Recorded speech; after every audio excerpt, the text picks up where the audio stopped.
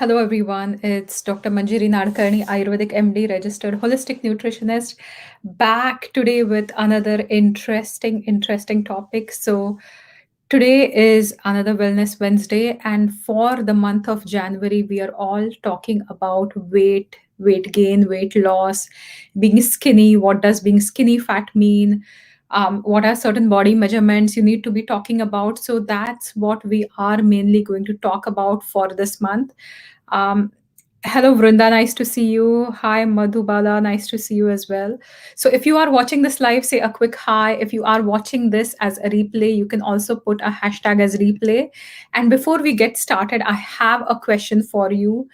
Do you think you can be healthy at any size? Can you really be healthy when you're super skinny or when you have excess amounts of body fat? So, that is my question to you, that do you think you can be healthy at any size, right? And the one thing I can understand is why being healthy at any size is promoted, because sometimes when you are in the overweight or the obese category, people have a bias towards you, or people have a certain labeling towards you. And so if you are caught, for example, on social media, you can see that people give you unsolicited advice if you are overweight or obese, because they don't know what your journey has been. A lot of the times, any kind of emotional issues, when you go through different kinds of trauma, sometimes even PTSD, those are times when the weight gain is there. So weight gain can be because of physical reasons, or because of reasons where you are absolutely inactive, or you are eating a lot of junk food, or you're addicted to junk food.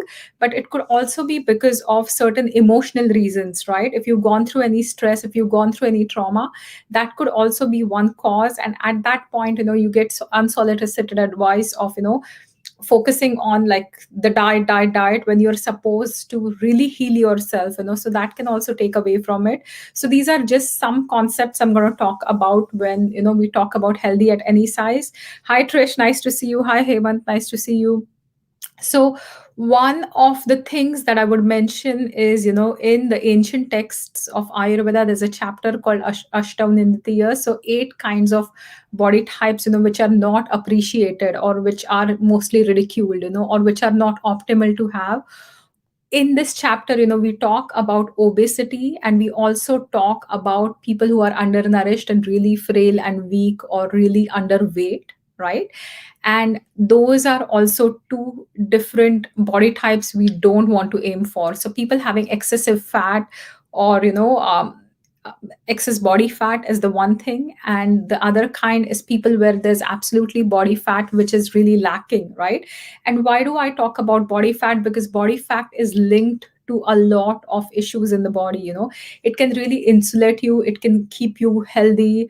It's going to be a good insulator for different organs and everything, and even your body against the cold.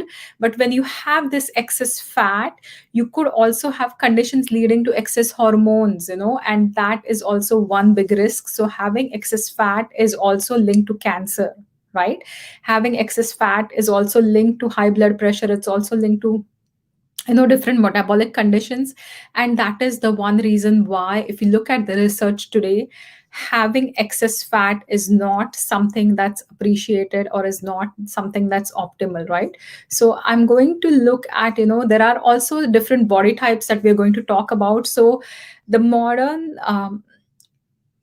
in anthropology, and I think in 1954 Atlas of Many, I'm looking for the reference, body types have been, there have been different body types which are talked about, that okay, they have been categorized into 3 different body types, or people have been categorized into 3 different body types.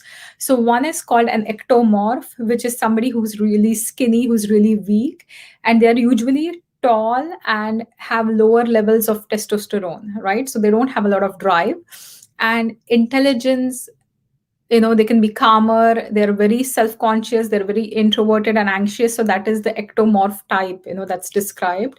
Mesomorph is somebody who's like really muscular, who's really thick skinned, has a good posture, is completely like competitive and tough and extroverted. And endomorphs are supposed to be like characterized as people who are a bit shorter, who have more fat, who have trouble losing weight, who are outgoing, usually friendly, usually laid back, sometimes also lazy.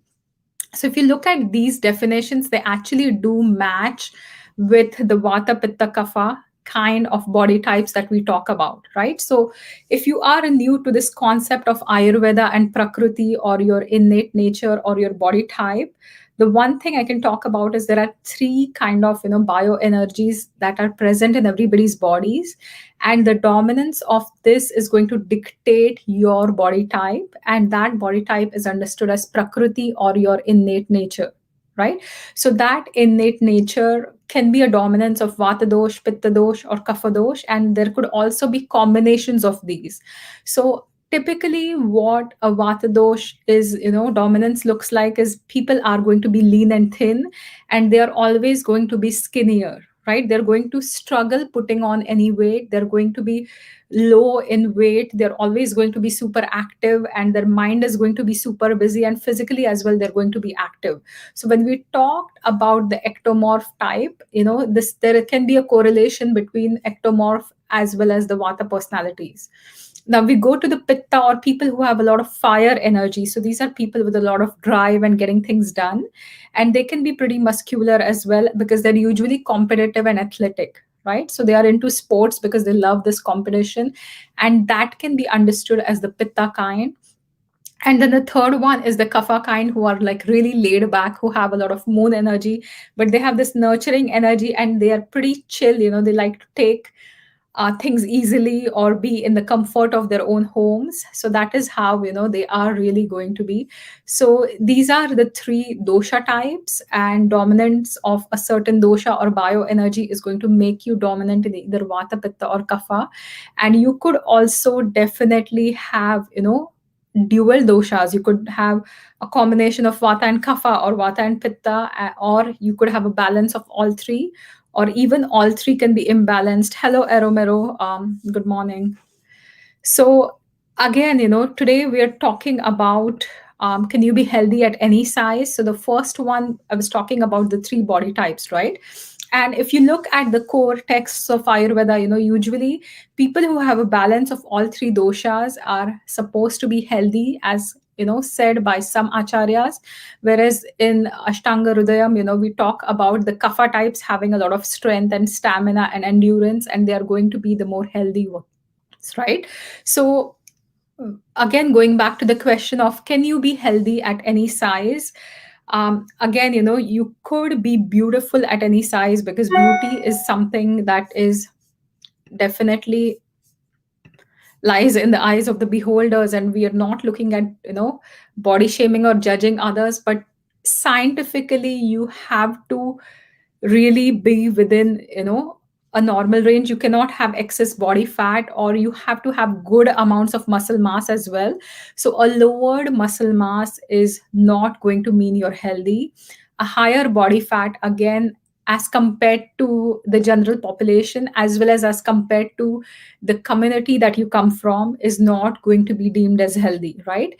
And why do I talk about your communities or your race? Because parameters are going to be slightly different. Like for Asians, the height parameters, the uh, waist to hip ratios are going to be different than Western Caucasians, right? Because like if you look at certain people, they're built really tall. Certain races are really tall and stocky, whereas certain races are very short and tiny. So a person who is obese, having a small frame, so they're going to carry a lot more weight on their skeletal system, even for the same weight. They're going to be much heavier, even for the same weight, as compared to a tall person. So that's how you would understand it.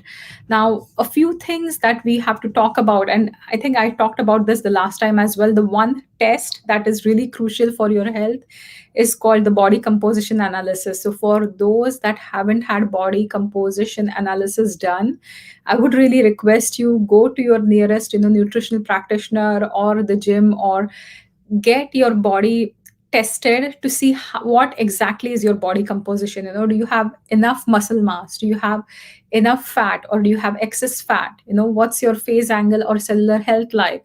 Are you retaining any water? So these are all going to be indicators of how healthy you are on the inside. And then we come to a concept called metabolic age, right? So there is a concept that is pretty prevalent in science and research. We talk about metabolic age is to what is the age of your body and its living organs and systems, and the chronologic age is how many years old you are, right? So I turned 38 last year, so my chronological age is 38, but my metabolic age is going to be a number, the BMR, basal metabolic rate, which is again compared to the standard data. And you can work with a researcher or someone, a nutritional practitioner, to be able to derive it. It's not an easy number to find, but what that tells you is it compares you to the general population and helps you understand whether you are metabolically healthy. And people who have excess body fat or people who have really lowered muscle mass are not going to be metabolically healthy, right? Because you need a good amount of muscle mass for your metabolism as well, and that is extremely extremely crucial for your health. Now, because not everybody can measure metabolic age, the one thing you can easily measure is called basal metabolic rate. Basal metabolic rate again can be run as a calculation, or the bioimpedance machine that have can measure it as well.